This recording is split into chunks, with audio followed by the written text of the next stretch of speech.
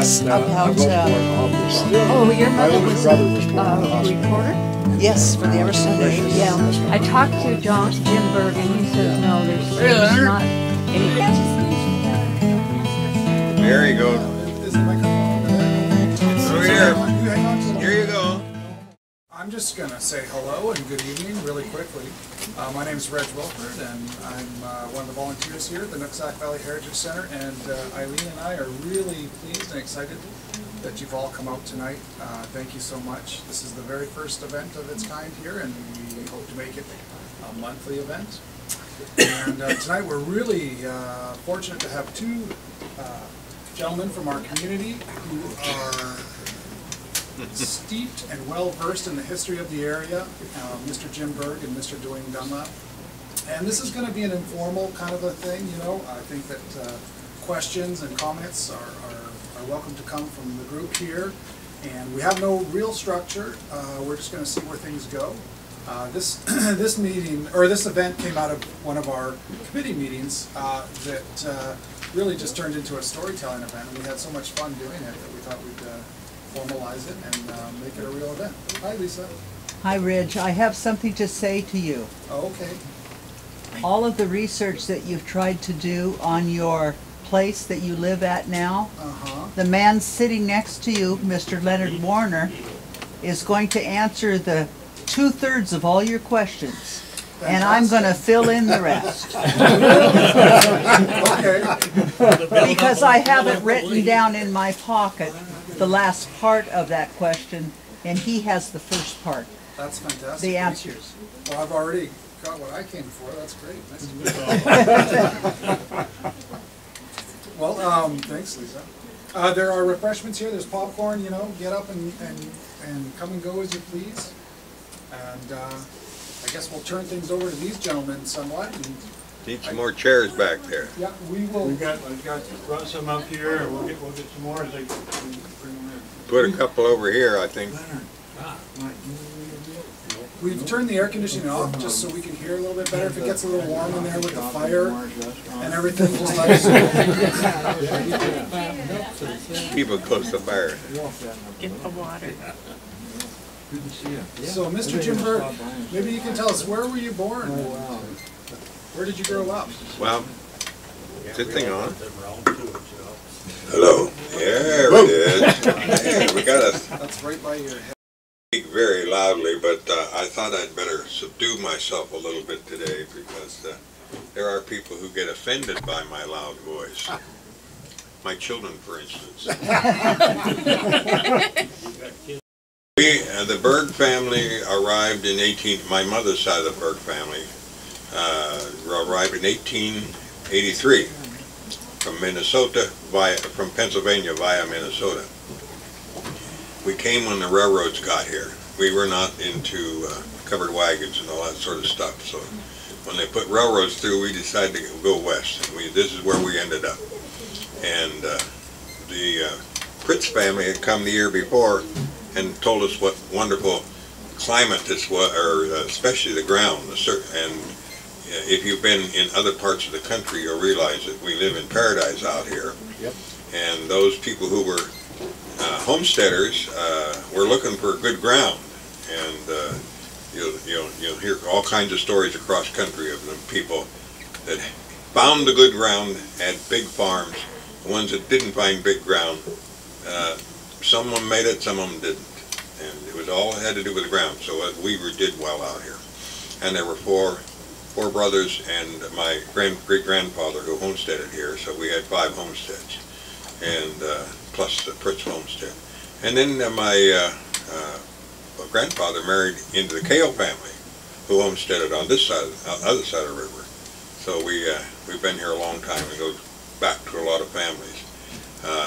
I, of course, became interested in history and became a researcher. So when I first started this little quest, I started to write a story about my family called Tuxedo, because that house, the Tuxedo House, was was named after my great-grandfather's post office, which ran from 1886 to 1890 when he died. And so I wanted to write about the Bergs, so the people would not forget the Bergs. When I was gone, there would still be a written history about the Bergs. And lo and behold, it got into a little bit longer and more involved process than I thought. And so as a result, I've written some stuff. And then 25 years ago, I married a woman who has been here since who was born here in 1919, and she knew all about the stories on the other side of the Old Coal Road, up at the Glen Echo area. So we covered a great deal of that area with personal family stories. So we got all that written down. That's in the Glen Echo book. But in all this process, I found out there's an awful lot of history that hasn't been written, and I found out we were one of the very first ones here. So I said, seems that we're one of the first ones here, I might as well go back to the beginning. So I started with actually Carpenter, and what was his name? And when you get older, when you get to be 80, you'll be more forgetful. But I have a lot of these names. I have them all in book form, but it's been 10, 15 years since I discovered them, and I haven't been focusing on them lately, so I have forgotten him. He got here before Everson anyhow, and he built a place on the other side of the river. And so I have all of the original homesteaders. I have plotted them. I have plotted all their homesteads. I know most of them. I know the chains of titles. I know everybody that owned them between the time of the original homesteader and say 1960 or so. And I got an awful lot of information that somebody needs to put down, and I'm getting too old to do it now, and I don't write.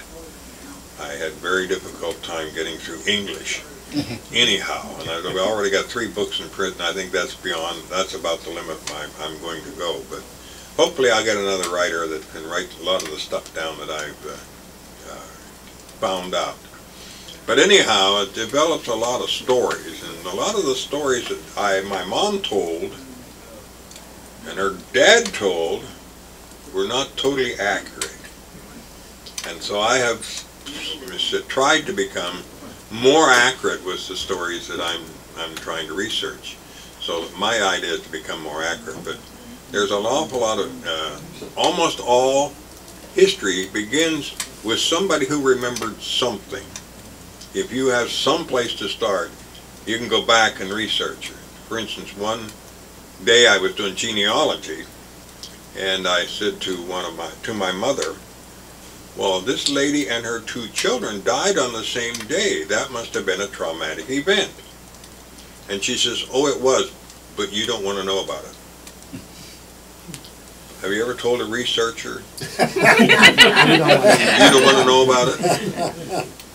I knew I needed to know about it. And to this day, I'm the only one that knows about it. But I had, and she told me what happened, and then other people told me a little different story. And then so just a few years ago, I knew the exact date, and I thought something that major had to show up in the Bellingham papers, because the Everson papers had disappeared. And so I went to the Bellingham papers on that date, or within a couple of weeks there. I found 7 stories on that incident. And I found out my mother's reporting of it was not totally accurate. The results were accurate. The lady died and the 2 children died, but the details were not quite the same as what she had reported. So I went and reported it. And then I had a cousin the other day said, well, I got to go into my dad's stuff, and it says 3 Pritts die in river. I said, that's right. He said, do you know the dates? I said, I know all about it. That's the only person that's ever asked me about that story. And I don't think anybody else ever even knows about it. It was a long time ago, 130 years ago, but that's the kind of stuff that I find interesting and exciting. And it tells me, the thing I really noted about it was times were really tough with the people who came first. And we didn't worry about axe wounds in our leg. We kept going, you know. I remember the day I drug a chainsaw through my knee, and I told my son, where are your bandages? I need to bandage this thing up so I can keep going. He convinced me to come down and see Doc Spady and get it stitched up. So, but we didn't worry about little things like that. And this man sitting to my right became involved. I became involved even back in the 50s, actually. I knew him earlier, but in the 50s he started to move houses out of Bellingham on the freeway that I was appraising properties for the highway department. We were building an interstate freeway system, and I was involved in the very early part of that. Well, he started moving houses, and I was getting the people out of houses before he started to move them. So then through the years, I think you moved about 2,500, haven't you? The story he told me once was he moved about 2,500 houses in this county, and his dad moved houses before him, and his dad moved my great uncle's house in 1924. So I know that he was in those days. They moved them by putting them on logs and pulling them with horses, or if they had mostly horses, but they moved them, and it seems those stories around. And Dwayne has an interesting way of telling stories, and but we are here primarily as resource people, not necessarily to regale you with our vast knowledge of funny stories or historic stories, but to find out where you guys, what you guys want to know, because we could keep you here for days and never tell you what you want to know. So what would you guys like, what kind of things would you like to know? I have one question right off the bat. Mr. Dunlap, what prompted you, what vision did you have to commission the building, the chainsaw carving on This is current. That is very recent. You know what, there was a chainsaw carving down where, what we, Dwayne and I call the old wonderful, by the way. telephone building. How many of you remember it was a telephone office? Somebody told me the other day. 1913 it became a telephone office, and that's where everybody that called on the telephone, they had to go through that building.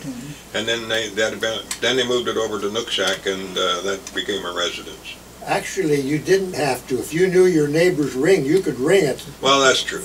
On your line. If you were going through the operator, you had to go through that building. Yeah, that's right. Okay. So, and everybody knew Matilda would handle it for us.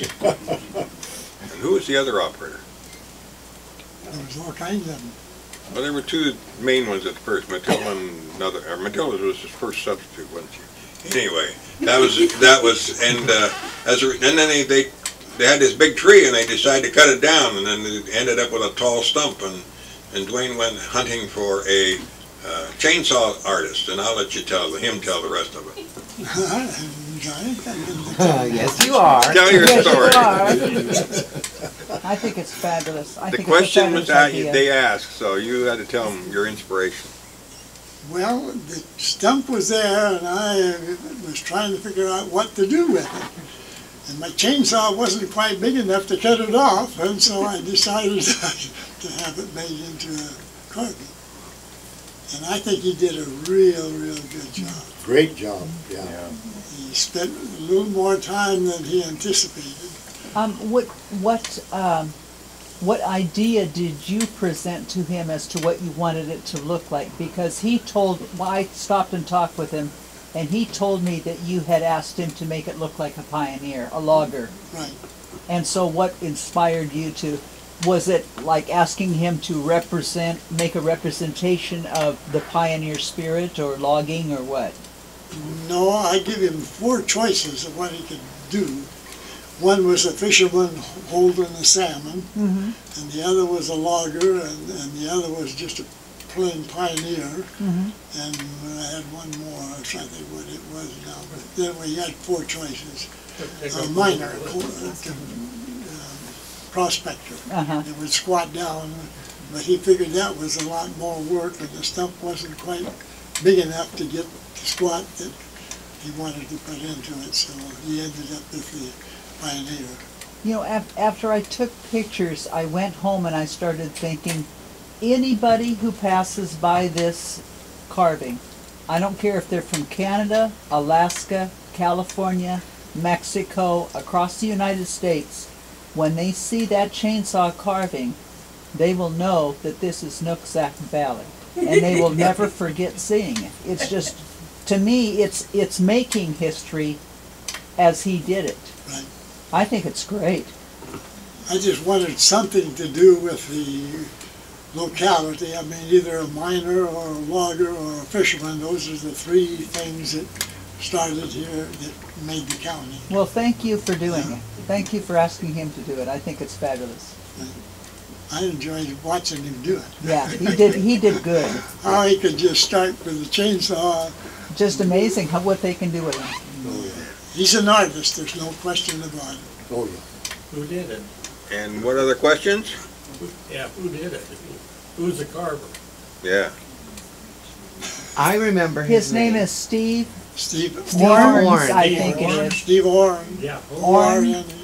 O-R-N-E-S. I think it's just O-R-N-E. He's up on the Mount Baker Highway. Yeah, I know who you're talking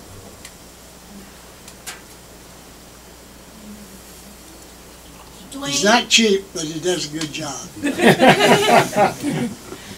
Dwayne, since we're talking about impacts you made on the visual landscape of Nooksack Everson, I wonder if you'd tell the story about how the chicken came to Nooksack. Well, my young son could probably tell a better story about that than I could. He's the one that went with me to go get it in Post Falls, Idaho. That chicken came all the way from Idaho? Right. Oh my. In the back of a pickup, I think. He was the driver that had it in the pickup. How many years, when did you first put it up? Do you remember what year? 83, I think. 82 or 83. Does everyone know what they're talking about? Dunny's? Dunny's Rooster at Yeah. Dunny's Yeah. restaurant, yeah. So, yeah. I've been trying to get the guy to sell it to me, but he wants to keep it there. Is it going to stay there, do you think? As far as I know right now, it is. Well, it's a yeah. trademark. I mean, you know. Yeah. Wow. Oh, yeah. What's the building, what is the building gonna be? A doctor's office or Dentist office. Dentist office. Dentist office, yeah. A denturist. Yeah. denturist? Well, That's several what I of my understand. friends have said you should just put teeth on that rooster and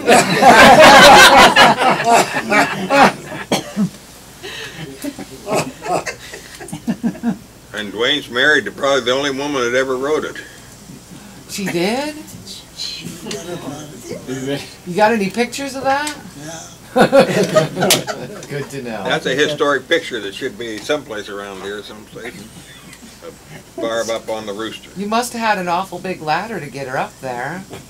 No, not too big. She was younger then. The When you could rooster still was probably climb, on the ground, not up on the... No, she was up, he was up on top. He was up on top where it's at. So you're basically Your the mom is founder pretty of capable, Dunlap you know. Towing, or one of the founders of Dunlap Towing?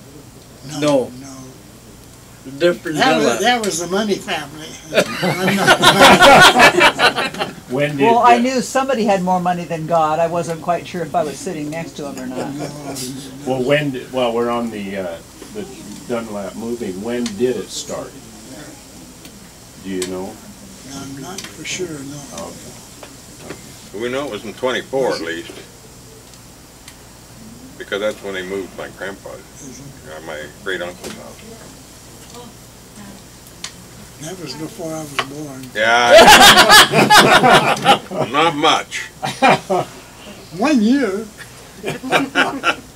Well, I'm sure he told you a few stories too. So. Mr. Dunlap, did you ever run into any issues moving homes or buildings? Lots and lots and lots of I'm issues. sure. Did you ever drop one? Not completely, no. Had the timbers break. Did you ever get a legal permit?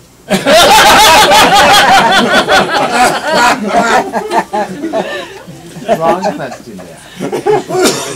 Dwayne, I decided I wanted to have a house on the farm beside the one I grew up in for my family, and so I saw a house in Linden on 8th and Front that was for sale, and they wanted to move it. I know a good mover, so I went and bought it and told Dwayne I want him to move it for me, and he said, I'll do you a favor and give you a match. So then we tried it because it needed to be 4 feet shorter to get out of Linden without pulling the cables off the poles. And it needed to be 11 feet narrower to get down the road between the poles. So it was my job to figure out how to make it 11 feet narrower and 4 feet shorter, and after 3 months I got it down to that size, and he came over one day and hooked up, and away we went. And I followed on a little green truck behind him, picking up everything he left up down the street, because he was taking down signs and branches and mailboxes and everything in his way. He got over to the corner of the, talking about dropping it, he got over to the corner of the Tom and the Van Buren, you know, he was going to turn on the Tom, and all of a sudden I noticed that the bay window was pushing the fence down on the west side of the Van Buren, and I said, should he be doing that? And he says, no, he says, I think I took this corner a little too wide. It's sliding down the embankment.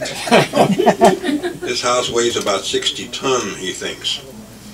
But he got it up off the embankment, and we got it around and we got it into a field, because we'd only planned on moving it in one day, but he said, I'm not going to get to your place by dark. So he got it into a field, and of course it rained that night. I only prayed for 1 day of sunshine, so I only got 1 day of sunshine. And then the next morning, it was nice, right? Go right out onto the Tom Road, except that when he put the winch on to pull the house, the winch pulled the truck right back to the house. So they hooked the phone company truck on the front and a power company truck on the front of that. Then they were up on the road, and eventually the 3 trucks were enough of an anchor that they got that house to move, and got up on the road, and then we went down through and all the way. And then he got over to my place, and when he was bringing it down on, it became sort of diagonal, and then he dropped it down onto the onto a whole basement that I had cut in. As he turned the corner to come down the little angle, one front wheel went one way and one front wheel went the other way. And I said, I don't think you can steer it like that. And he said, oh. So he jacked it up, pulled them together, put a 16-penny nail in the broken hinge, and started to pull it in. And then he stood in the middle of that thing. This thing's 28 feet wide, and he stood in the middle as the winch was pulling it in, and joggled the joystick one way or the other, and brought it all the way in and sat it down. And when we started we built the walls up to it. It was about, it wasn't quite square on, so he said, well, I'll just jump it over.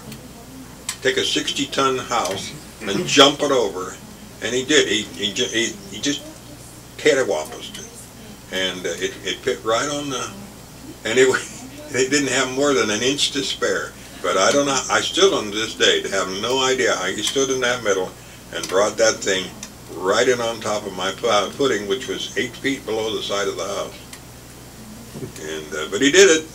So those are stories that I have pictures of, but only he can do things. Could do things like that. And as you say, Len, he was stopped on a couple of jobs and asked where his permit was, and he said, "For what?" What's a permit? What do you need a permit for? I'm just moving a house down to it. One story I tell that we were over by Irene Reither's school, and state trooper was, county sheriff, was sitting in the trees there in a speed trap, trying to pick up people going on the Hannigan. No cars were going by, so he stuck his head out, and he saw Frank Henderson up at the 10 Hemi, up at the Hemi, blocking the road. And oh, he tore down there, and he says, "Frank, you can't," or he said, "You can't do this." He says, "Can't do what?" He says, "You can't block traffic like this." He says, "I have to." He says, "Why?" He says, "Look down the road the other way." The other way was a big house, clear across the road. So he told him to get the pickup off the road and went roaring back down there. Well, I had been behind the rig, so I came in, pulled in right behind the house, and I saw this county sheriff stop his car and stomp across. And he was a little bit shorter than Dwayne. So he's looking up at Glenn, and I get up there and I hear him talking to him, and I hear Dwayne say, "Now, you just go back to the office, look in your book, and figure out what I've done wrong, write me a ticket, and send it to me, and I'll sign it." And he never got any more notifications than that year. What Frank Henderson? The one that, Mission Road? yeah. Frank was working that job with us. Okay. Oh, he would have been about 82 now? He wasn't a kid. Okay. Okay, he was a classmate of mine in school. Yeah. Okay. I want to make sure it was the same one I knew. So, Okay. but that's recent history. Did anybody want to know about really old history? Well, when did the Dunlaps first come here? Or do you have an idea? Not for sure, no.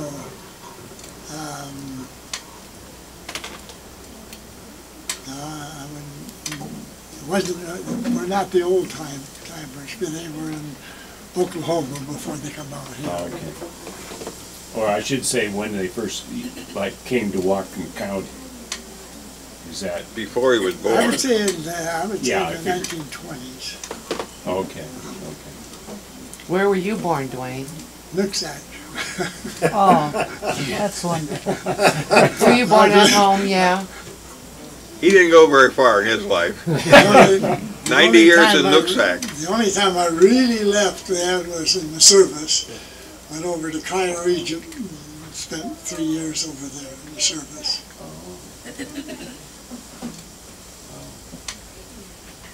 Got to climb to the top of the big pyramid. Oh, you did? Wow. Did you help build them? He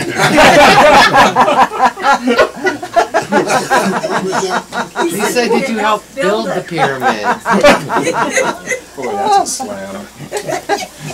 Did you get invited by the president to He didn't have a permit either. Carol? They say they paid higher health there with beer. How many of you remember that there was a jail in Nooksack? There was a bank too. I wasn't in it. And a bank. My mother was the first cashier in the bank in Nooksack. Where was the bank located? Still there. Same He place it owns is it. right now. He owns the bank with all the money in it. No, that, It's that brick building. The beauty parlor. Oh, is that where the beauty parlor is? The Okay. brick building. Okay. That's the one that became the gun shop later on, the Yes. gunsmith, yeah. That Malcolm ran, yeah. 1920 to 1930 it was there. What year was the fire? What year was the fire? Well, Nooksack had 8 fires, but the big fire that most people talk about in 1906, that's the one that burned out the downtown.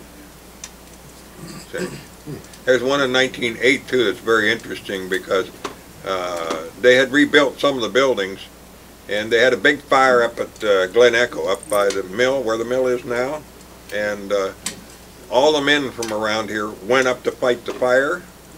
Well, the guy that was running the livery stable in Nooksack was a kid, 14 I think, 14 years old, and he was very upset that he didn't get to go up to the fight the fire. So he started a fire in the livery stable. Ah. And he burned down the rest of the block. So that was another one. That's one of Nooksack's biggest problems, is they had too many fires. That's one reason they started building the brick buildings in they have more brick buildings than Everson did, because Everson didn't have all the fires. During its peak, how many people lived in Nooksack? During its peak, how many people lived in Nooksack? Do you guess? Probably around 1,000. Really? Yeah. And Sumas was about 1,500, about the same time. It was, it was a railroad stop. Yeah. The old days, the railroad stopped at night, and everybody got off the train and went into a hotel. That's the Banff Hotel, the Jasper Hotel, Lake Louise. They're all overnight stops for the Canadian Pacific. Well, Nooksack was a stop for There was one in Woolley, and then the next one was Nooksack, and the next one was Sumas. And they built a big hotel in 1890 that burned down in 1906. And so during that time there was a very big commercial deal. But as I say, the problem was it kept burning the city down. Did Mr. Dunlap or any of Mr. Berg's relatives know or have dealings with Darius Kinsey? Darius Kinsey. Darius, I'm sorry. Darius was my, I used to always say Darius too, so don't feel badly. It was my aunt, my young mother's youngest sister, who said, that's the boy. The father was always Darius, or Darius, and Darius is the boy. But anyway, he came, I have a very interesting story about him. He was in 1885, 6, somewhere there. He was a traveling photographer who established a office in Nooksack, as well as Woolley. And he would travel between the two and take pictures of, a lot of pictures of homesteaders, as what that was before he started the logging pictures, but mostly homesteaders to get his business going. Well, he took a picture of the Pritz family, and one of the Pritz girls really took a kin to him. Mrs. Pritz was a Berg. She was my great-grandfather's first cousin, and she took a liking to him, and so she kind of pursued him because she didn't want to live on the farm. She did not want to be a pioneer homesteader. And the problem was that she was already engaged to the engineer that was running the train up and down the line. And so the one was transporting this photographer up and down. To make a long story short, the photographer got the girl. So one of the engineer didn't figure this out and dump him off someplace. And then so we used to call her Aunt Tib. Tabitha, or Yeah, Tib. she was Tabitha. Tabitha, We yeah. called her Aunt Tib. Can you tell the folks where he is buried, he and his wife? Yes, they're buried at Nooksack, Nooksack. right next to the Bergs. If you go up and see that big rock up there, that olivine rock up there that says Berg on it, they're immediately south of them. Just south, Both of okay. Is that out by the back fence on the hill? Over towards the school, Okay. 'cause up on that old part. I'd love to go see that great, Well, when you walk the in there, stone. look for the Berg stone. Is it near where the cement bench is? Where the Westergreens are buried? Yeah, but not, that's further down. That's further down, okay. Yeah, they're the only one, they have a 16 plot set. They bought 16 grave sites, they're in the middle of it. Nobody else is buried in their 16 grave sites. Now the Bergs are the 16 immediately north, and they're all full, so. I heard Gary Meter's presentation a couple weeks ago on Darius or Darius Kinsey, and it was just fabulous. If anybody's never heard his presentation, some of the images he shows of the original old growth cedar that existed back then, none of us will never see those again in our lifetime. Right. It's just immense. Just Unbelievable. I've always impressed that, I believe that camera his was about 100 pounds. Yeah. And when he'd take a picture of a cedar, he couldn't take it from the ground because that was the wrong angle. So he'd build a platform. Yeah, I remember. Up to 20, 25 feet high at the right distance, pack that great big huge camera up at the top of it and sit there and take one picture. I mean, that's the kind of artist he was. He had to have the right angles, he had to have the right everything. And then once he took the pictures, and he'd send the negatives back down to Tib, and she and her crew would put it together and send all the prints up to him. He'd sell the prints and forget it. As far as he's concerned, the job was over, done. He didn't want anything to do with the negatives or anything else. And if it wasn't for Tib, it wouldn't have survived. None of them would survive. He wasn't interested in the business end or the preserving end. He was he was the artist.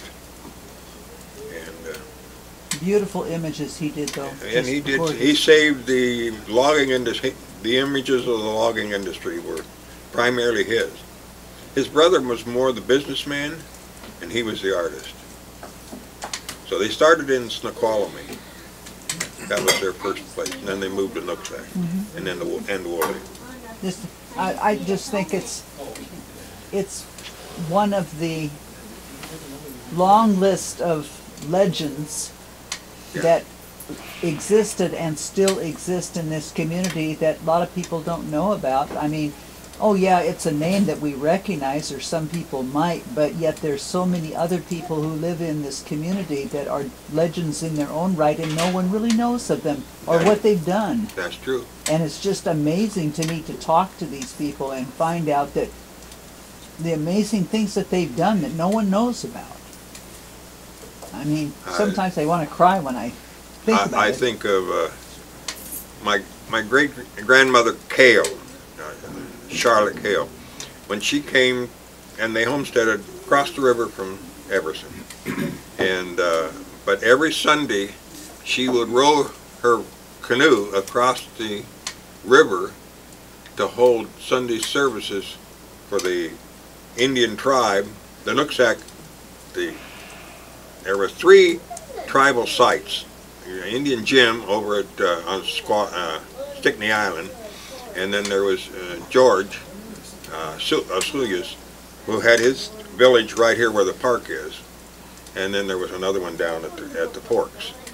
And she would come across. She couldn't stand those little Indian kids not knowing about the Lord, so she'd row her boat across and teach them about the Lord, everything. I know most people never have heard that story, don't know anything about it. The reason they built the cannery where they did is a piece of his homestead was on this side of the river. So he built the cannery on this side of the river, but the cannery originally started out as a prune drying operation, and his prune orchard was on the other side. It's 700 prune trees. Can you imagine what it was like to plant 700 prune trees by hand? Wow. And prune them, keep them up. I have no idea who he had taking help from him, but he was a great man. Another thing is, people talk about getting sick and died. My family didn't get sick and die. I remember lots of people's stories about my family, but they didn't get sick, they just died. And C.S. Kale was one that was standing on his back porch, I don't remember how old he was, in his 80s I think. And he was having a conversation. He stopped mid-sentence and fell to the dead. That was C.S. Kale. But he started the cannery. He did Tuxedo. He did a mill at Tuxedo. He did a mill at Glen Echo, and at the same before he started the cannery. And he ran a cannery from I think the first prune drying operation we got into going about 1906, and we were talking about it probably until the 60s. You remember when the cannery stopped? I worked the cannery in 1965, so I know it was still going at that time. Was it owned by the Kale? Oh, no. Yes, it was. Still owned by the Kale? Kale Cannery. At that time, we were doing bush beans. And because they sold it to another guy who ran it for 4 years. Well, let me put it this way. It was running under the name of Kale, but I don't know who owned it. Ah, okay. But anyhow, Kale, and at one time, I have the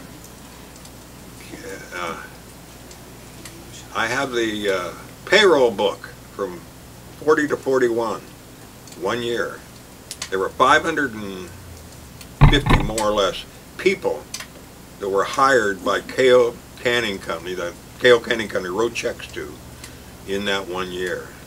And that doesn't include all the farmers that weren't employees, that they were writing checks who were producing produce for the county. So in a small town like Everson, 1,000 people getting income off of one person's ideas, that's absolutely, but nobody in the cannery, including the Kales, would tell me enough that I could write anything about it. I talked to Bert, who I thought would know more because he was the son of the founder, or grandson of the founder, but he was the attorney for the cannery. He just said, Jim, it's all been written. Everything that needs to be written has been written. And I never found out a word from him. So I know more from the stories of people who worked there than I do from any of the people who really knew. That place put a lot of kids through college and a lot of money into homes around here. Yeah. That was an awesome business. A lot of housewives got all of their clothes from there. A lot of kids got all their school clothes from there. I got my school clothes from working there. I didn't all get all of them from there. Some of them I was picking the crops that went down there, and I got my money from the picking crops. I was one of them from the time I was 10. But it was a shame that it didn't. My uncle Percy is the one that designed the bean line, and it was considered the best bean line in the world. But and when the cannery closed, they sold it to a cannery down in Oregon. So as far as I know, it's still running. They were known around the world for their Blue Lake beans. Yep. That's right. Yep.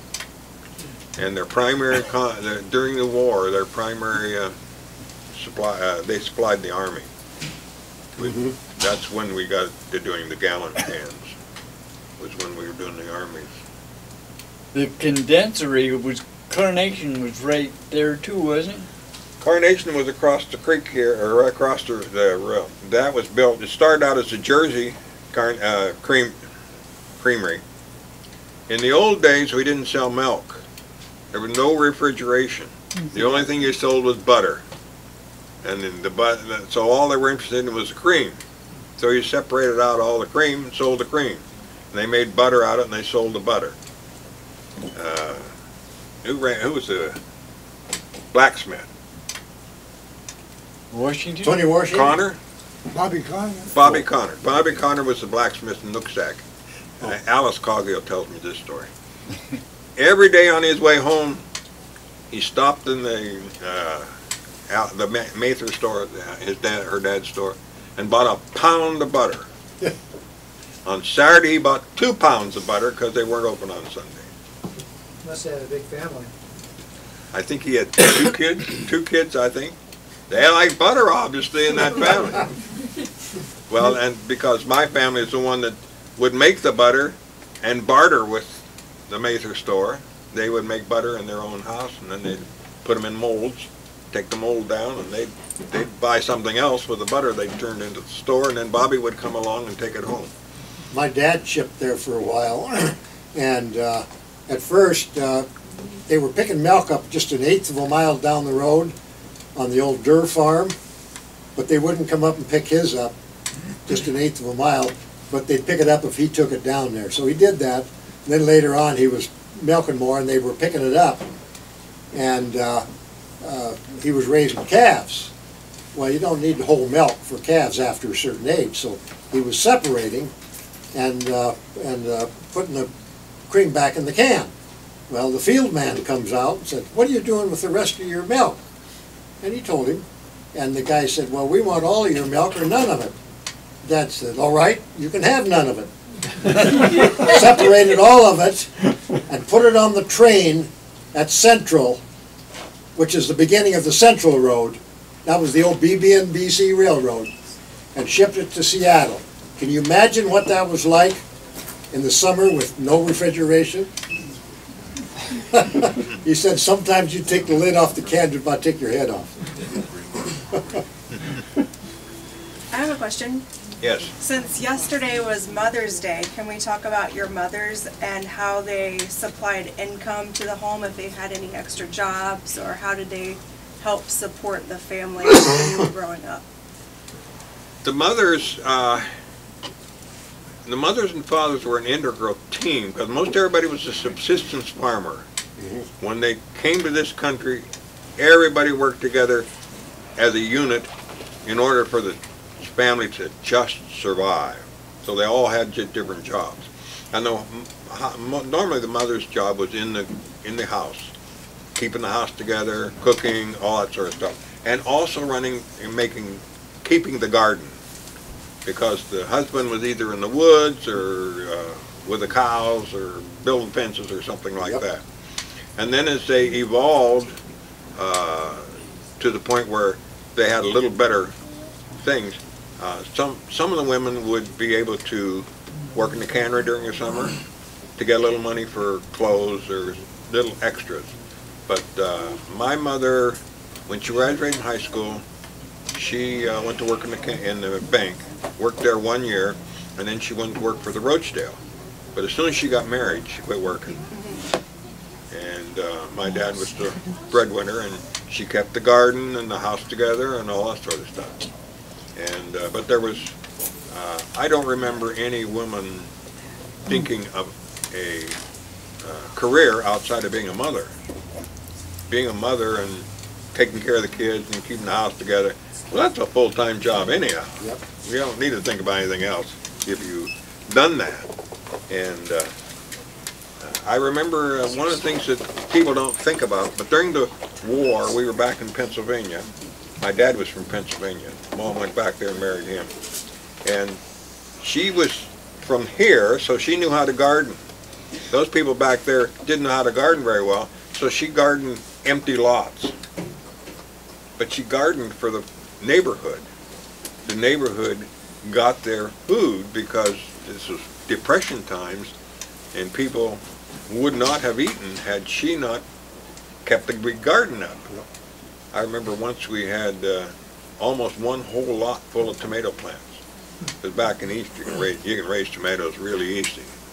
And I asked my dad once, I said, wasn't it nice to have a steady income during the war or during the Depression? And he said, it doesn't go very far when your neighbors are hungry. That was the charity that they grew up with and I grew up with. And you just don't ask questions. He was a letter carrier, so he knew the people that needed money and things like that. And we don't hear about those kind of things anymore. The church did some of it, but most of it was done in private way. Mom didn't know who was getting the food. Dad didn't tell anybody who was getting the food. The people who got the food didn't know where the food came from. He'd get paid in cash downtown. He'd buy the groceries, but he didn't get home with them. And that was, people were very proud in those days. You did not accept charity, and especially nothing from the government. And it was a very different life. And I grew up, that's what I grew up under. Not accepting a handout. You see, you could do work for somebody and get paid, that'd be fine, but not accepting a handout. Does that answer your question? Pretty much. How about your mother? Any stories of her? Not really. She worked in the cannery part-time. After she was married? Right. Hey, Dwayne, what's the story behind the old truck that's sitting next to Dunny's? It's set for hire. The old, is it a skidder or the old truck that was sitting there? Yeah. Where did that come from? What's the story behind that? My dad bought that, and when I got back from the Army, I took it over, and he quit, and I started house moving with it. That's how you pull houses with. I took that thing, went to Glacier with it, I went to Bellingham with it, I went to Blaine with it. What year is that old rig? 1925. Solid tire with no lights, no horn, no nothing. No permit. No permits. Come out of Bellingham, pulling a pair of timbers with it. Well, you didn't need all that stuff because there were not that many cars on the road in those days. No, there wasn't hardly any cars. No. But the way station was open from, on the, I think it's on the Noon Road there, on the Mount Baker Highway, just east of the Noon Road. They had a scale there, a scale house. Yep. I come out of Bellingham with that truck with a pair of timbers, 40-foot timbers behind it. And I didn't stop at the scale house. I was going home. Well, they come down and chased me and stopped me. And they said you had to go through, turn around and go back to the scale house. And I said, I'm not hauling nothing. Why do I need to go through the scale house? He said, well, we got to check your truck out. And I says, well, okay. I started to get on the truck, and then I decided, I says, you turn that truck around for me. I can't turn it around. He was a lot older than I was. I was probably about 26 or 25 at the time. And he says, where did you say you was going? And I says, I was going down to the Everson Road and home. He says, you get on that truck and you go down the Everson Road to home, and that's the last day it will ever be on the state highway in the state of Washington. That was the last day it ever was on the road. I'd just like to add an afterthought. I talked to the feature editor at the Linden Tribune, and for anybody who's interested, there will be a human interest article in the Everson News insert of the May 20th edition of the Linden Tribune about the chainsaw carving. Good. He's going to be in the paper, huh? Yeah, so anybody who's interested in reading the story about the chainsaw carving, the feature editor told me that it's going to be in the paper. Did you tell a story to the Tribune? No, I haven't talked to the Tribune. Oh, they make up a I think they interviewed the chainsaw carving. They interviewed the chainsaw artist and he made it up. Yeah. Well, then we can critique it. Yeah. Anybody else have a question? Back there. I have a question. I've heard like lots of random stories about what the Glen Echo used to be, or maybe I heard it was a schoolhouse. Can you tell me the history of the Glen Echo, that white building by the mill? Yep. There's a whole book on it up here. I wrote it. And it's got, there were 40 homesteads involved in that school, but my wife and her family, her folks had there were 10 siblings with her folks, and all of their cousins, all went to Glen Echo School. It was a 2-room school. It was built as a 1-room school in 1906, and my wife's mother was in 8th grade when they built the school. And then in 1912, they built the other room on it, which became known as the little room, and the old school was the big room.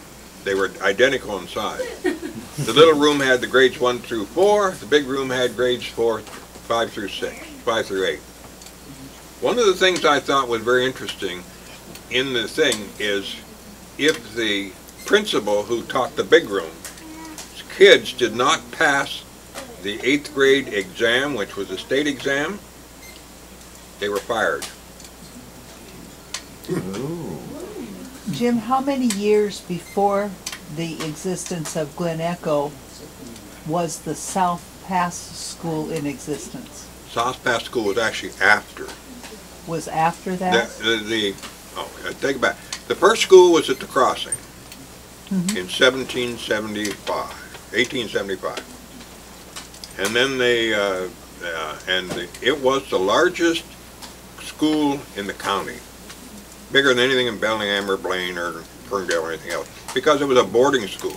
All of the kids from Sumas, the Hills, everybody that went to school came down to that school. And it had various attendance days. They didn't have 180 days in those days. They went to school when there wasn't anything going on, and when the boys went to school when they didn't have chores to do and all that sort of stuff. And then in, about the turn of the century, there was a school built at Nooksack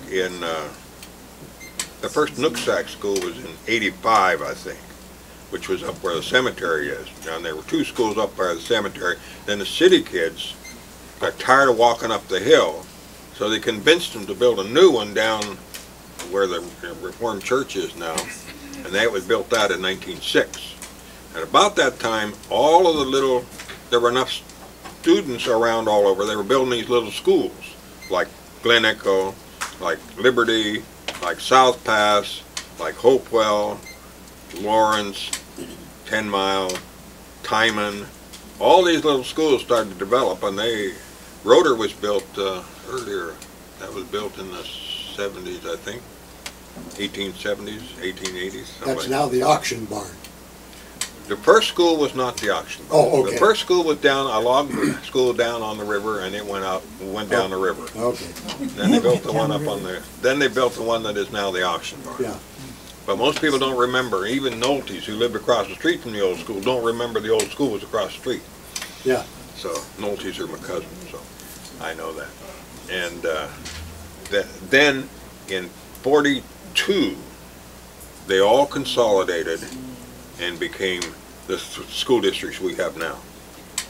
The reason why I was curious about it, I didn't understand the history of which kinds of schools preceded the other, is that my opportunity came to interview Dolores Zimmerman, which I'm going to do, through Leonard Warner, who called her, and I talked with her that day. She is the last surviving student of the South Pass School. And I plan on talking with her before she passes. That's good. I really want to do I'll that give you my because file on the South Pass School and you can write the book.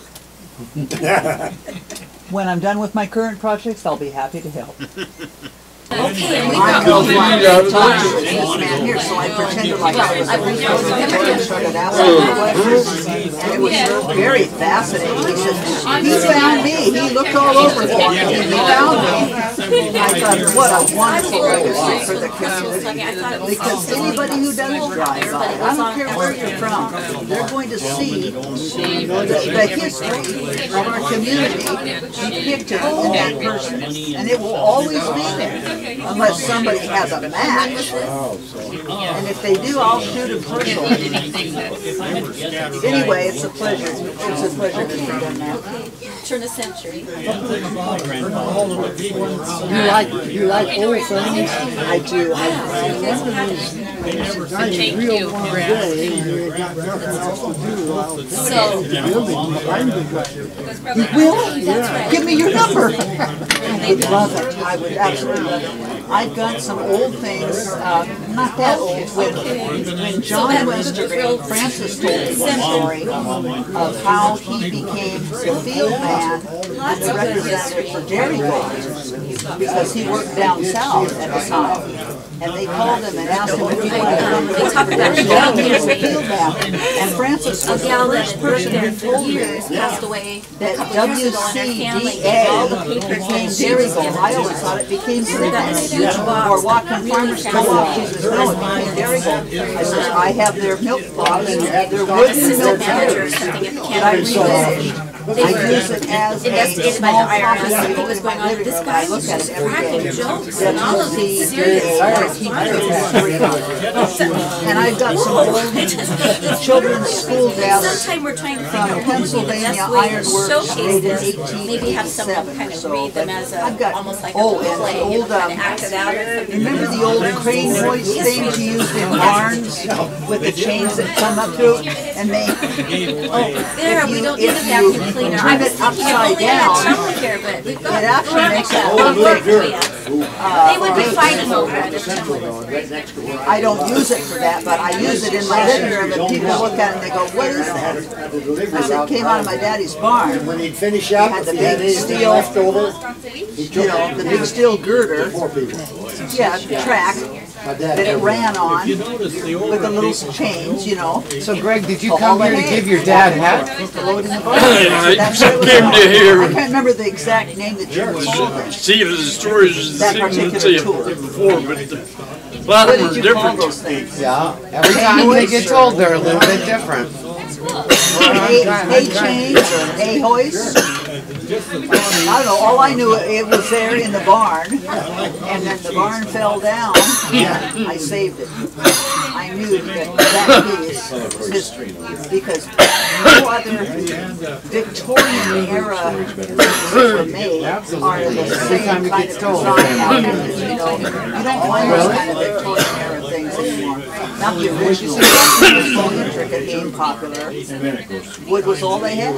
So he managed to make his money off of that and bought the property up on South Pass Road free and clear. So he escaped the Depression that way anyway. But you know, Dad's wife, you always say, I always wondered why Dad always saved these balls of string and tin foil and all the rest of this stuff. Well, when you learn what they had to deal with during the Depression, you understand completely. Oh yeah, well, they take a bent nail and you straighten it out. Yeah. You drove it down. Yeah, you used everything. Or reused everything and repurposed it and recycled it and whatever. You know, people don't.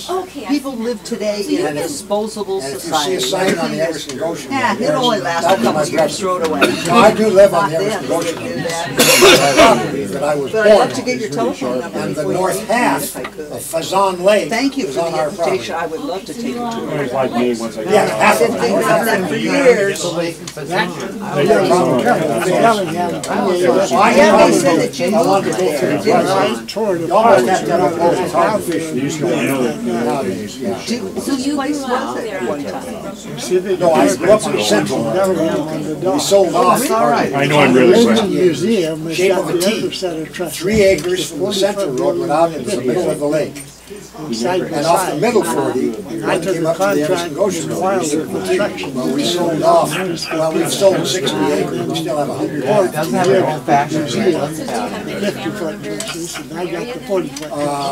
Not very many. I have a nephew. Not so much migration. Put them on your own property so no one can touch it. Just like the little brother. everything got Yeah. So we're gonna do this He worked for once a more month? steel. The government's so I involved in think our it's gonna be the business. second, You know, it's ridiculous. it's gonna be the second. I heard from a guy the other day, one of my Our children contractors, he was in building Missouri a and Seattle. just put the bush and he said this house that he's doing down at Cherry Point, I really appreciated your comments and questions. It the seems Department of like Ecology has become involved in the guy's building. Well, I have been around here a while, 82 years. Told him he has to plant 12 I have a picture of the Everson Goshen trees, going by which Tiger consist Construction. mainly I of live just north of Tiger, the and eastern it was just 2 pine. wagon runs through the trees. Now, I don't what are you know where it is, gonna do I'm with trying to eastern find it. pine? And the deal is, they Oh, I'm have sure. to live Yeah. for 5 years before they can build a What do you do with eastern pine that grows in eastern Washington, and you live in cedar I'll try and country? find it. How long do you think that it's might gonna be last? what's cycling through on It's the the. most ridiculous But we thing can I've have ever more heard. I like thought, that too, it'd be great. who are And their the big dip on the horticulturists? Everson Goshen Who Road works is for the their bridge. Good thing they got Well, there was 4, Right? there's a big 80 by 80 foot barn that's well over 100 years old. 37. And down on the corner of the This one's Central and 36. Mission, there's another barn down there Well, that's when well you get over older, 100 your years eyesight old. goes. And it's still standing. Well, you know that whole band of. I'm in the depths of depression. Oh, yeah, yeah.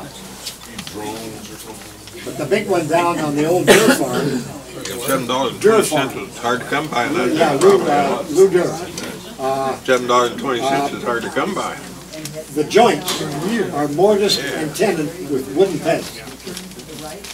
Sounds like they had some Amish people there, that's what they do. Oh, yeah. Now, I was in the grocery store here one time. Good. Good. I Which have one to you want mention to something start about the on? Central Road. You do Everson? There's a couple of questions. There was a gentleman that was here, Rich, who I don't think is here anymore. He asked what happened after grade 8, so that's one question. And then I have a question for Mr. Dunlap after that. So was grade 8 considered graduation then? Or? Yeah, grade 8 was graduation. Okay. Most people did not go beyond 8th grade. Most people never finished 8th grade in those days. Most people went to work. My first father-in-law said that his dad told him when he was 11 years old, he was old enough to take care of himself, and in 1896 he went to work. From the time he was 11 years old, he took care of himself. Wow. He lived at home, but he paid rent. But he went out and worked after 5th grade, so his education stopped at 5th. But in my class now, when I was in school, we lost about 1/3 of our class at 8th grade. We graduated the 8th grade, and then they went to work. They were 16, 17, 18, and they could go to work. So they took jobs, and they worked the rest of their life. And but when Mom went to school, it was really quite unusual for them to go beyond. Mom graduated high school, and so Dad, but they were unusual. That would be like college today. It would be like a college degree today. But the 8th grade test, a lot of people just didn't pass the 8th grade test. And most people, if they had to take the 8th grade test today, would not pass it. Oh, really? It was tough. Oh. I mean, I've seen 2 8th grade tests, one from Kansas and one from Idaho, I think. And those were back in the 1880s, 1890s. I couldn't pass them. I don't think a college professor could pass them. You know, when you think about something just for the fun of it, look at all the one-room schools around, and then look at the wonderful things people built with a one-room school education. Right. Oh, yeah. I mean, there's bridges, and there's buildings, and there's dams, and there's wars that have been won, and one-room schools as far as they got. And 100-year-old buildings that didn't have permits or inspectors. They're still standing. Yeah, they got asbestos in them besides that. Well, I got two of them next door to just where I grew up on the Central Road. They're well over 100 years old, and they're still standing. The oldest brick building north of San Francisco was built on the bay out of bricks that came out of the hold of a ship, and it has no rebar in it. It has nothing, but it's just stacked up bricks, the whole thing. Wow. When the Historical Society took it over, we had to spend $1 million to make that thing safe. Wow. Supposedly It to make it is standing for 150 years, but the inspector said it's not safe. It's got to be. You got to have earthquake protection. You got to have all this protection. We spent $1 million getting that thing so that it can be used for occupancy for people today. Where's this at? In Bellingham? Yeah, on East Street, the old courthouse. Okay. The original, the old county courthouse. Oh, yeah, okay. So, You know, if the earthquake crack where it takes place, don't make any difference what's on top of it, it's gonna go. Yeah. It's not gonna, it won't be standing if it's in the right place. What was your question for Dwayne? Okay, well, I've been told that, well, I understand that you have a few properties here in Nooksack. Some of them are historic, and you might have a little bit of a story behind them. And one of the questions I was prompted to ask was how much you paid for those properties.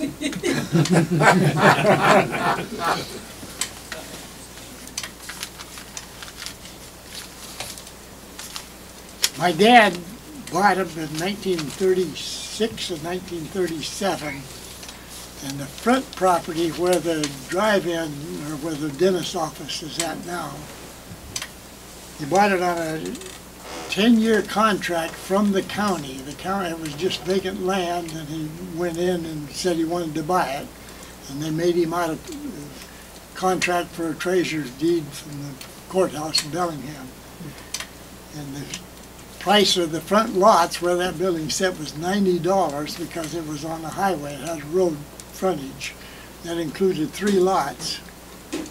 And he paid $18 down, and then he paid $7.20 a year for 10 years to buy it. No interest, no nothing.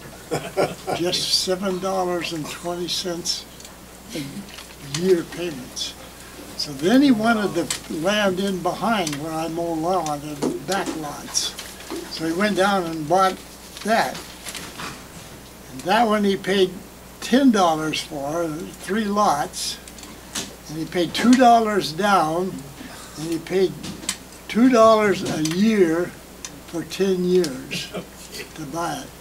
$2 a year for 10 years to buy it. Is a cup of coffee or a property, I guess? Wow. That's how things has changed since.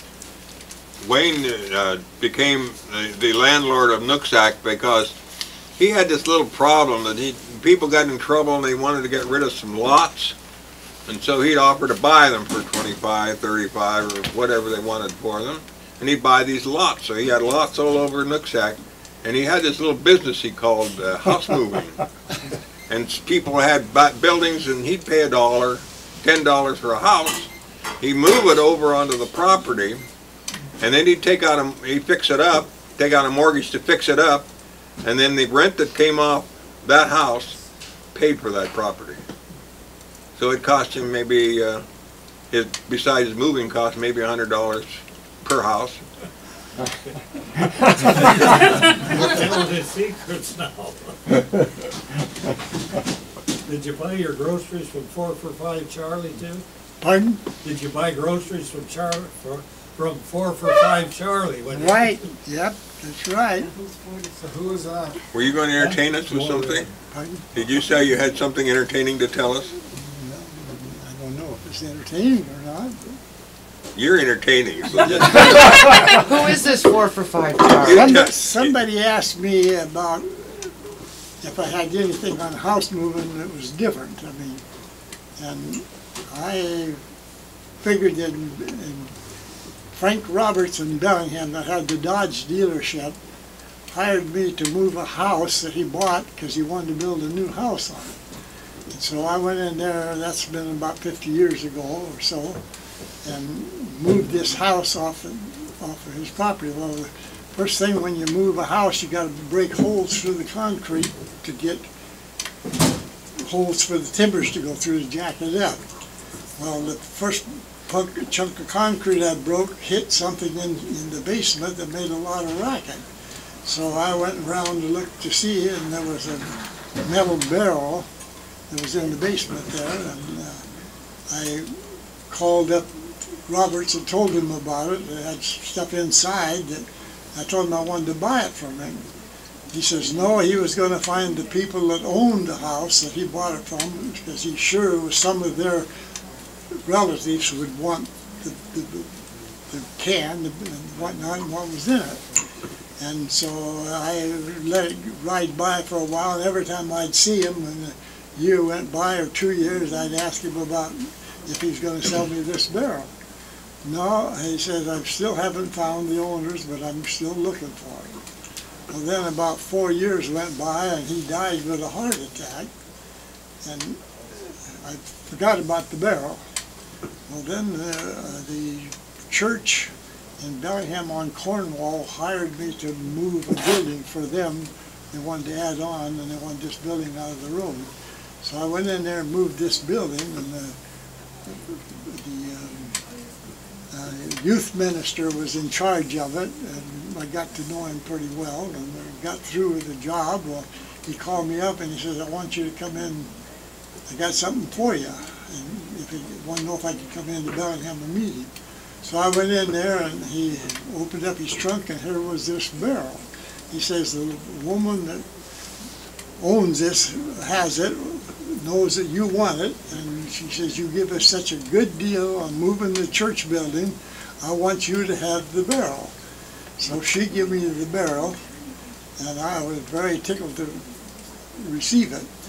And so I think my young son come down here today to see if I was going to tell stories on him. Well, I think he should get up and go out to my car and get this barrel and bring it in here. And then he can demonstrate why I wanted the barrel so bad. Did you really bring the barrel down here? Right, I bring the barrel in and let the people see what was in the barrel while I wanted the barrel. One of the things that Wayne doesn't tell anybody, but he has salvaged many very important pieces here. One of the things he did, he tore down the Pacific American Fisheries building in Bellingham, and it had some beautiful big trusses holding up the roof. And he said, asked the city if he could take the trusses, and they said, oh, no, they wanted to use them for something else. So he stacked them over against the wall, over on the side of the property, and they got overgrown with blackberries and everything. He kept asking. Finally, they said, no, you can take them. So he took them and brought them home. He put three of them, I think, in his museum down there, and he offered, I think, 3 or 4 of them to the Linden Museum, and they put them in their building. And Troy tells me that people going through that second story look at those trusses and they forget all about the museum. They said those trusses are built in such a way that you can't find that kind of construction anyplace. They would have rotted without Dwayne Dunlap. Hey Dwayne, what's in the barrel? Buffalo skin coat. Wow. Buffalo coat. Buffalo. Did you know that was in when you... Did you know? Did you look in the barrel and know that was in there? Not until after I took it outside. Oh. So you had a feeling that there was something valuable in it, and you just... Wow. Yeah, otherwise why would the barrel be in there? Yeah, I just yeah. Wow. It was made for an awful big man. Yeah, you could tell that. One piece, though, from the buffalo. Weather's got to be cold before you wear Wow. it. Huge person. fits you pretty good. There's pockets. Wow. And it has to be museum quality, it has to be worth thousands. Thousands. It's just, oh, wow, what a piece of history. According to what a friend of mine looked up on the internet, they said they're good for 70 years, that they would last and then they would deteriorate. But that one has been in that barrel that I know of for 50 years. Just, what an incredible find. Do you Beautiful. keep it in that barrel? You store it in there? That's where it's been for the last 50 years, in that barrel. It's in great shape. Well, moisture proof, dry, Moth can't get to it. moth can't get to it. Wow. Have you ever worn it on a cold day? Is it I wore it through the parade in Everson one time years ago, and that was the biggest mistake I ever made. Did you get too hot? So hot. That's why they do well in the winter in Wyoming, don't they? Pardon? They do well in the winter in Wyoming, but they don't do good in the That's summer. where I think it come from, is Wyoming. Oh, really? People,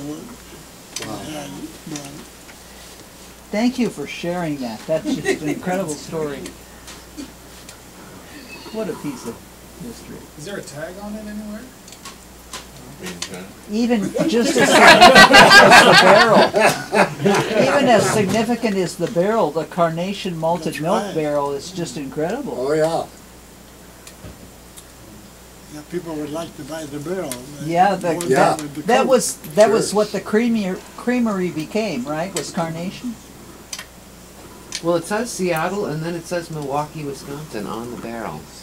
No, Carnation was a big name back then. Yeah. Oh, yeah. Well, the one here in Everson was Carnation. Yeah. Yeah. Where the stack is. Is Carnation still a company?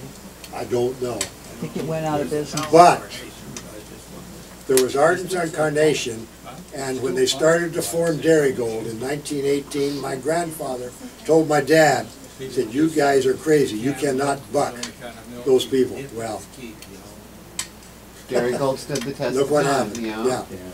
My dad was a charter member of Darigold. So was my grandfather. Grandfather, okay, yeah. I'm hoping they're gonna have them in 3 years from now, that they're gonna have a big deal about it. I'm hoping, but we'll see. Could be 100 years. If they're still around, Oh, they will be in another 3 years. They'll still be there. as long as the farmers support them. Yeah, oh yeah. Any more questions anybody has that needs to be asked?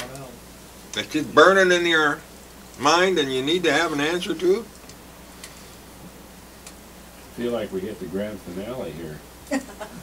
Yeah. Yeah, when Dwayne gets in Yeah. and you start, he trumps everything. After that, it's all over. Thank you for your incredible gifts of history and knowledge of really the old days. appreciate It's just, that. it's really Really incredible. neat, Thank yeah. you. Thank you for Dwayne has a sharing great and deal of surviving. knowledge about the early parts of Nooksack, and I wrote a book on Nooksack in 1996, and most of the stories in there came from Dwayne or somebody else that was here at the same time. And there's so much that he told me that, well, he lived here, so Yeah. he knew it. So Dwayne, when did you get married? When did I get married? Yeah. When I was 21 years old. 45? 46. Come on. And the year would have to involve some mathematics in which you'd instantly find out how old he is, so he's not going to tell what year it was, right? Well, I'm not ashamed of it. I was born in 1925. 1925. On December the 12th, 1925. Not December, May the 12th. My In wife was Nooksack. born in December. I was born in May the 12th, 1925. Born and raised in That's- Nooksack. That's just another day. Well, happy birthday. Congratulations. I think it's wonderful. And you're going to be 90, huh? I'll be 90 in May the 12th. Tomorrow. Yeah. Tomorrow is his birthday, That's right, folks. tomorrow. Happy birthday to you. Happy birthday to you. Happy birthday, dear Dwayne. Happy birthday to you. This is your last day of being 89, huh? That's right. Yeah. I was thinking it was still 2 days off. Well, you're 90 now. You can afford to be a little bit less accurate. And thank you, Jim, for sharing too. I just really appreciate it. I have read the Glen Echo Centennial book, and I still have questions about it too, because my parents are listed in there. Yeah. And Well, your parents played a big part of that school district. I hear a lot of you haven't been in the beauty shop at Nooksack yet. If you want to see the bank, the Nooksack Bank, the door has got The vault name door. of the bank on the vault. oh, really? Wow. I do need to stop then. When he bought the place, it didn't have a door. The vault was there, but no, there wasn't a door. He found the door and had it painted with Farmers and Merchants, Oh, really? Farmers Merchant State Bank.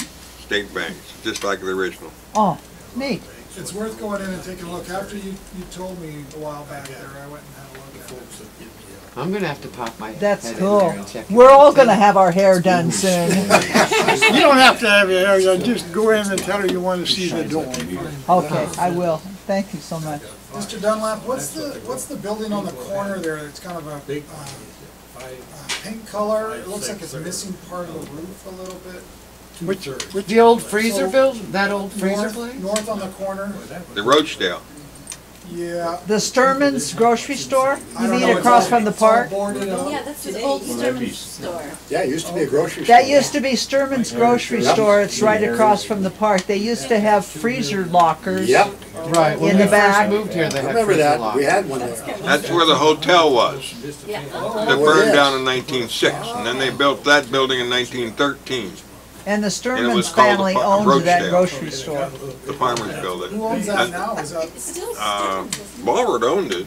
Barley? Didn't Ballard own it? Barlene. Barlene owns it. Barlene owns everything in Nooksack. I think it's been sold though. I don't know for I sure. think he's. I They've saw been it. kind of working on dismantling the inside, I think. You know, there's stuff going on all the time down Well, I there. know that they cleaned it out. Yeah, I they just live cleaned it around out. the corner.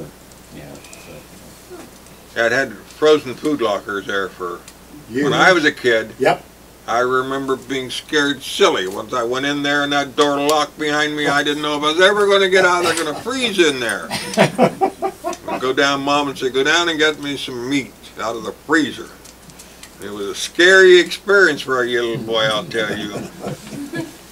I remember my oldest brother telling me that they had a really, really hard winter and the South Pass Road was closed, and my brother was an Eagle Scout and he had this backpack on, and she sent him walking 5 miles down through the snow down South Pass Road to Sturman's Lockers to get a backpack full of meat to bring back home. Wow. That's a long hike. Eh, to him, no. He was an Eagle Scout. He could Oh, yeah. do what he needed to do. Remember Gus Westergreen packed his stove from the crossing up to where his house is. Packed it on his back. Yeah. On his back. And it was their 400-pound stove. His wife's name was Gust, and what was her name? Elma? Ella. Ella. No. No, Ella was Ella.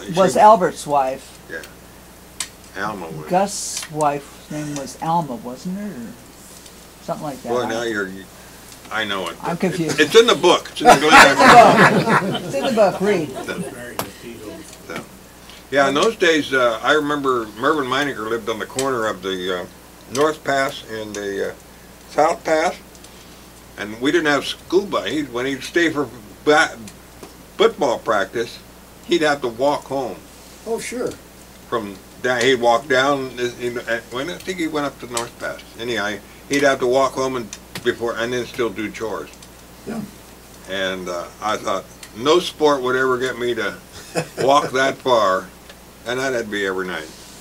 And then he was only second or third string. He Much wasn't a dedication starter. for you. Well, people were in my class were a lot more sturdy than I am. couldn't hack The old one. it. Sometimes you walk. Who was it?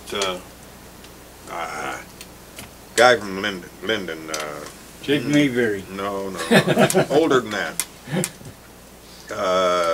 Fisher? Oh, anyhow, Horizon? he said I'm thinking 86 or 87, he walked from Linden to Bellingham, and the only way to get there was to walk from Linden to Everson, take the canoe across at Everson, and then walk to the 17 more miles to Bellingham to pay his taxes on January 1st.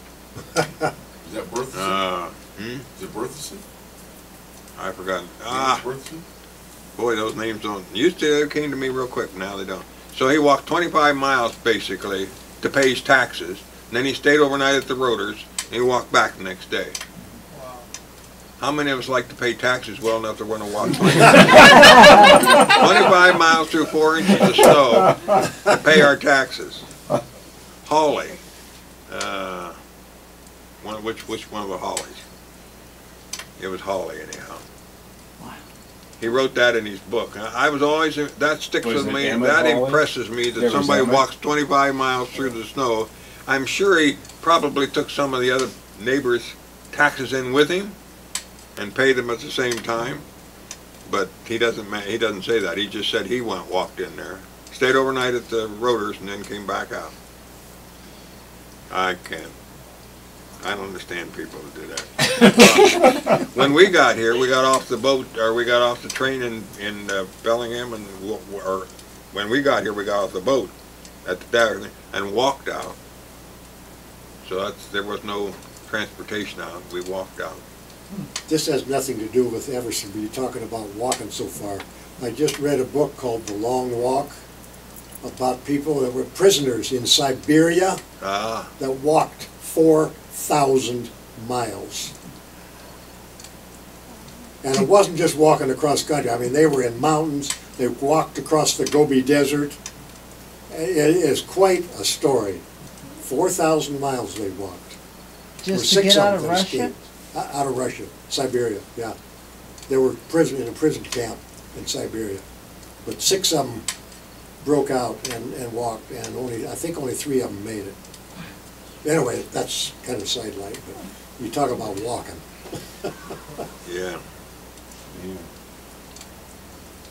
Well, you know, we committed to wrapping things up at 8:30, and Here I'm it sure is. we could stretch this one out, but we've got to save something for next month.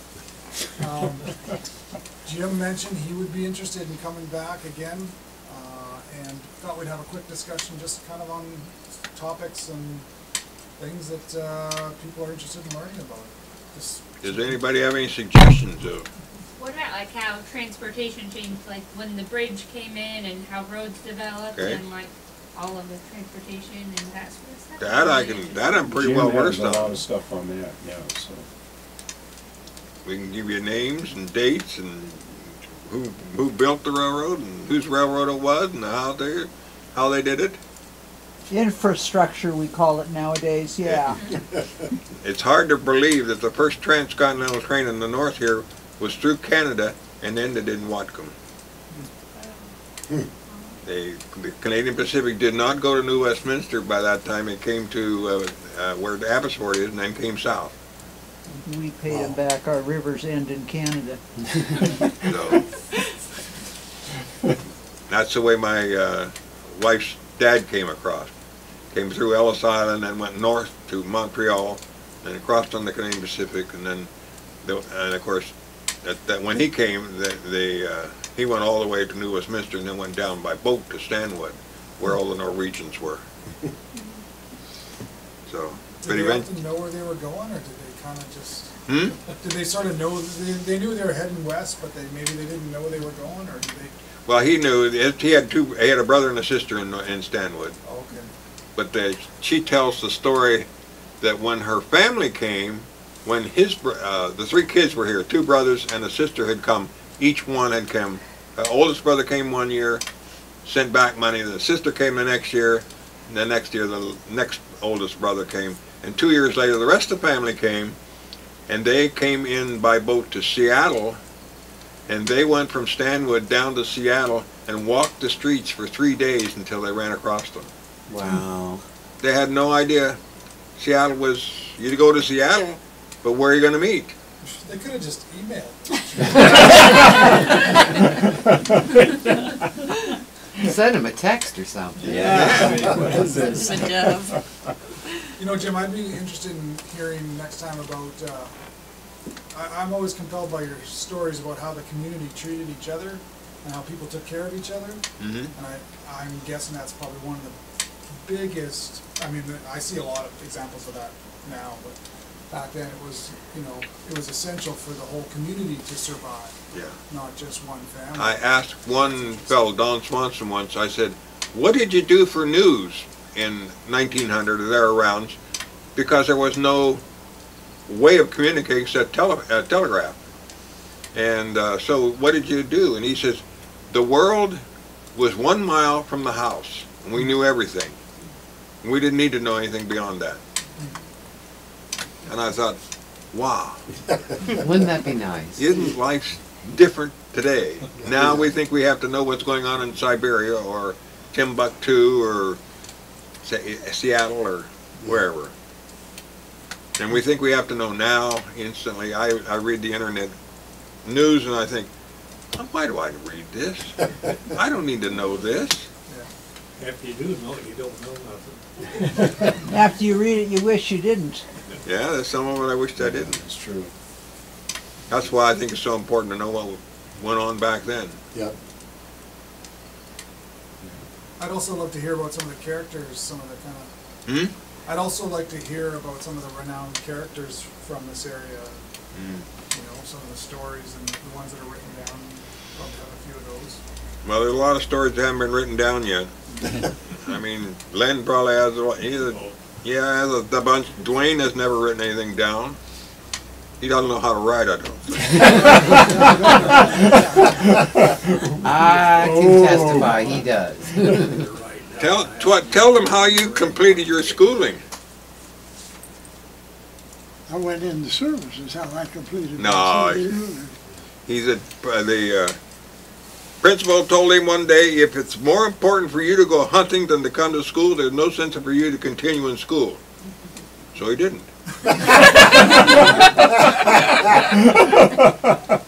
And I thought, and he did really well for himself. Yeah. But you know, in those days, the guys came to school with their guns and went hunting right after school. Or before. Or if it was a good day to go hunting, they just didn't go to school. They just went out and went hunting. Yeah, and they traded and sold guns and brought them to school with them and put them in the corner until the day was over with, and then the kid who got the gun, he took it home with him, and the kid who sold it, he went the other way, but guns were traded in school, in the classrooms. And you could haul them on the school bus. too. Yep. And we didn't have any school shootings either, did we? No. Not a one. Nope, no, that's right. Lisa, who's the gentleman that story you're working on? I wonder if folks know who he is. Doc Brown? Doc Brown, I'm sure all of you know of him. Oh, Yeah, that, His name is Lauren Brown. yeah. He's known as Doc Brown because he was our state vet for many, many years and retired back in the, whenever it was, the early 90s. Yeah, I knew him. He recently suffered a broken leg and wound up at the Linden Christian Health Center, and then recently was transferred to Meadow Greens in Linden, and it appears because there's no one at home to care for him. His son works in Wenatchee. He's decided that Meadow Greens is a place where he's going to stay permanently in assisted living, even though his leg has healed up. But what attracted me to Doc Brown is that he was my neighbor to my mom and dad and built his house on South Pass Road on a driveway when I was living on the East Coast, when I was married at the time, so I was pretty unfamiliar with him, but I knew of him. And the story that developed, that I found out about Doc Brown was based around his craftsmanship in building and in firing muzzleloader rifles.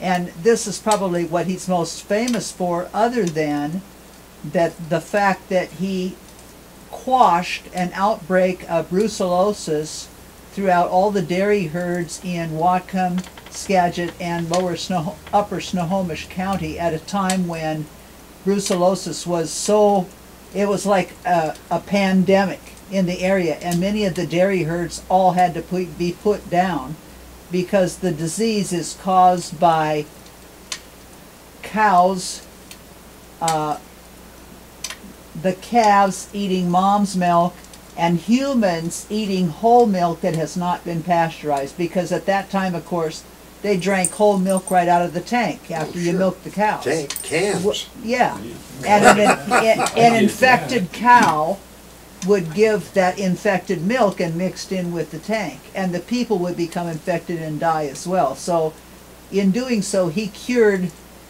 took care of the problem and quashed the pandemic with the dairy herds, but at the same time he was developing and practicing his skill in craftsmanship in the most beautiful muzzle loaders you have ever seen. He has, in the course of his life, custom made orders for people all over the country of 108 custom, beautiful, handcrafted muzzleloader rifles. Wow. Of different calibers for each different customer, and this is how he eventually paid for all of the machinery and tool making equipment in his personal shop at home, where he continued to make muzzleloaders. And he only recently stopped just a few years ago, but someone who he sold a muzzleloader to cared enough about him to give it back to him, because they knew that he never kept one himself. He sold them to pay for his own thing. And then he also won the Bronze Star and other medals for his service during the Battle of the Bulge, which I'm working on right now, during World War II. And he was there during the ending of the war and the liberation of the concentration camp Dachau, and the horrors that people saw, that the army and the infantry saw when they liberated those camps, and the death that was there, piled high because they ran out of coal to run the crematories. And this is well documented. So he's got an incredibly interesting story, how he became a soldier, a craftsman, a friend, a father, a mentor to somebody else when he was young too, and a friend of the family, and a person that I just enjoy tremendously because of his sense of humor about life and the way that he looks at life now. Even he's 90 years old as well. Yep. Just turned 90 2 weeks ago, I believe. And even though after he broke his leg, he thought he was a goner too, but once he realized that he was on the road to bending, his whole attitude changed too. He says, I still got a few years left in me. Yeah. Let's keep going here. And he enjoys good friends, but what caught me the most was when I asked him about friends that I could talk to for an oral interview about their opinions of him as his friend. And he said, you know, I don't have any close friends left. They're just acquaintances now. And so that kind of speaks to when people become a certain age, if you have any questions to ask them or want to develop relationships, you better do so now. Because tomorrow, they might get killed in an auto accident, or you might get killed in an auto accident going to see them. And so the story will never be written. It'll never be told. And Doc Brown's story, you know, is just one that I feel needs to be told. He's just a local legend, a person who contributed to the dairy industry and to life, outdoor life, etc. in general, but his attitude and the way that he dealt with people, young and old, and the farmers, was just well spoken of by everybody, regardless of the things that he had to do for the sake of the dairy industry. So that's all I have to say about that. He's at Meadow Green now? He's in Meadow Greens, yes.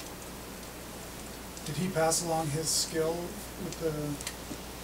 I haven't gotten that far yet. He did not teach anybody else because he learned on his own. You know, he said, "You think Grandma Moses did primitive paintings?" He says, "My first attempts at primitive gun making was exactly that, primitive." He says, but as time went on, he became better and better at it, and he realized that he absolutely loved it, and he developed a passion for it. And that's the key, is when you have a passion for it, no different than moving houses. You know, whatever that skill is that you have, you become so good at it that that's what you do. For Doc Brown, he had full-time job, but every waking moment he had of his spare time was spent in his little workshop at his home, even the one he had up on South Pass Road, making custom muzzle-loading rifles. And craftsmanship I've never seen. It's Smithsonian quality, let's put it that way. And you think about the skills involved, metalwork and woodwork and gunsmithing. And inlay and woodsman, I mean, everything, just everything. It's just beautiful.